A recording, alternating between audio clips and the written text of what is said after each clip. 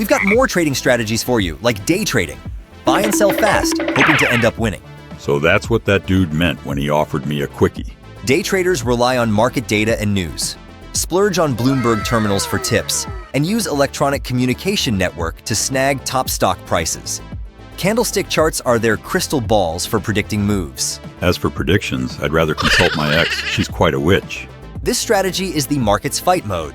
Scalping grabs quick profits, momentum rides fast stocks, and contrarians bet against the crowd for big payoffs. I'm all set to start throwing trade punches. A tip for day traders: know your exit before you enter. The market's risky, and for every day trading millionaire, there's someone who got burned.